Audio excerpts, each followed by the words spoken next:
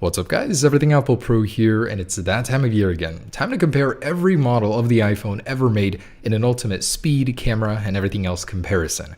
It's almost hard to believe that it's been 10 years since the original has been released. Time really does fly. You'll know how incredible this is. I hope you never really know, because it's bad out there today. This year, our new arrivals are the iPhone 8, iPhone 8 Plus, and the missing iPhone 10, which I'll have to make an amended video for, but for the time being, I'll do it with these. So these guys are great. I've been using my new 8 Plus. It's a fantastic device, incredibly fast, great cameras. I'm excited to see how it compares to the rest. Also, iOS 11 is new. So this is a massive update, riddled with bugs upon release, but overall feature-packed and pretty cool. Apple had good intentions with this one. We'll have to see how it runs on the older devices, and this video really will give us that comparison and perspective. So this is the difference 10 years makes. We've got glass versus aluminum. Overall design is the same on these. Most of the changes are going to be happening on the inside. Apple has just been killing it with the processors. The new iPhone is 150 times faster than the original. That is insane to think about that in just 10 years, your phones have gotten 150 times faster. And that's definitely not to say that other things haven't changed. For example, the displays have gotten much bigger, much sharper. The new True Tone display technology is pretty dang cool. Your phone doesn't look so icy blue anymore. And overall, this is our entire lineup. This is the 10-year span that Apple has been making iPhones. It's a bit staggering working with 17 phones for this video. So this took a gargantuan effort of editing and filming to make this happen, not to mention all of the devices themselves. But I'm excited to see how do these compare in a speed test comparison. So we're going to be starting off with something a little bit more simple, something that may not matter to you guys as much, but I wanted to see out of all of these devices, which one turns on the fastest. So I know we don't really turn on our devices that often, but when you do, and you're in a pinch, you need to make a phone call or something, which one will be there for you first? So first off, I just wanted to mention that powering these things on, I can't even do the slide to unlock shot anymore. That was so famous in my earlier videos, but no matter, I still had to make it work somehow. That will be coming back with the iPhone 10 anyways.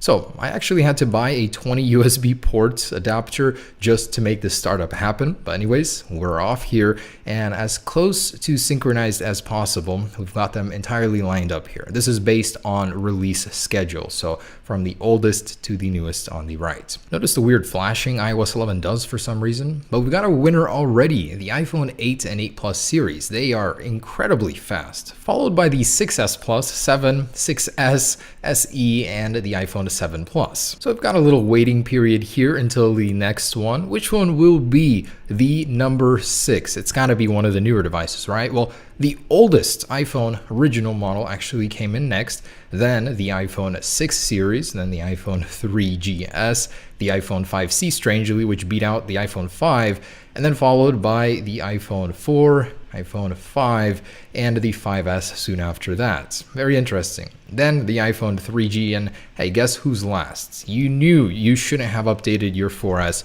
Yes, it is the slowest of all of these on the iOS 9 update. All right, so that is the startup test. The 4S is the loser here, with the new 8 and 8 Plus being the winners. Next up, let's go ahead and take a look at some benchmarks.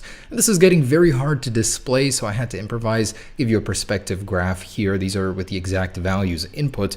The iPhone 8 Plus doesn't make as big of a difference as you would think in the single core score versus the 7, but the multi-core is almost double. That's just crazy. Man, Apple has got this processor game locked down. Can't wait to see what's next. So this is the oldest versus the newest. What a world of difference, right? Next up are the Antutu benchmarks, which do take into account the GPU as well. We've got a very nice results here. Interestingly enough, the 6S and 7 were pretty much the same there. Now moving on to the HTML5 compatibility test for the Safari browser, just one I like to throw in here.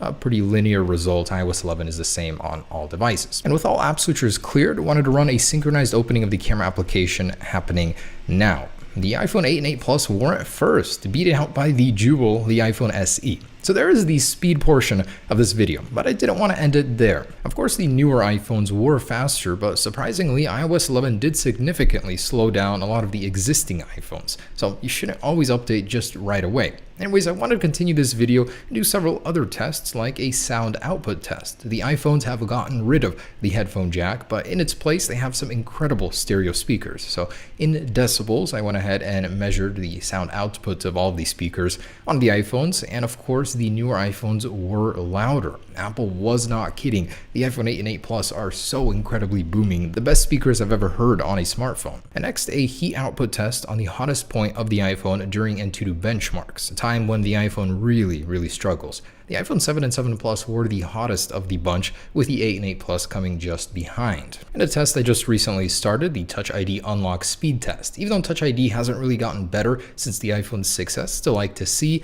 and the new iPhone 8 was first, followed by the 7 Plus and the iPhone 8 Plus. Speed of animations is a key factor here as well. If Apple got rid of that, they'd be much faster in general. So next up, cameras. Oh boy, I'm so excited to show you this one. It's hard to believe that with old iPhones, we would take pictures of this caliber. Wow, that's just terrible. But it started slowly getting better, especially in low light. Apple started focusing on that with larger apertures on the iPhone. You can make out more detail, more color in this sign, especially on the 8 and 8 Plus. Wow, it is just incredible what kind of detail you can get from that. In actual comparison with the original iPhone, wow, what a difference. I was stunned when I saw this. 5 megapixels versus 12 with huge improvements on the low light. Now, directly comparing the first video-capable iPhone, the 3GS, with the iPhone 8 Plus, in low light environments, wow, the video looks amazing on the 8 Plus. Well, you still do get a lot of noise, but you can make out so much detail that you cannot on the 3GS. Not to mention the motion blur is just awful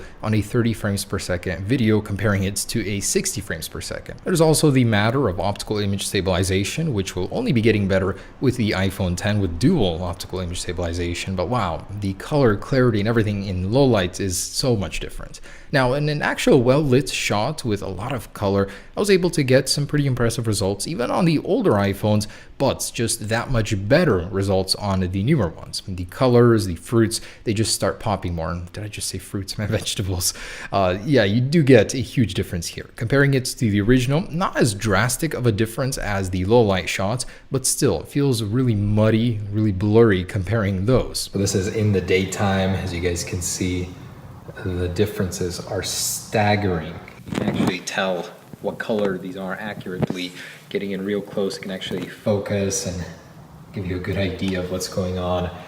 It is incredible what kind of a difference there is in between these. Alright guys, so there it is. That is the comparison of every model of the iPhone for the past 10 years all in one video. 17 iPhones. Oh my goodness.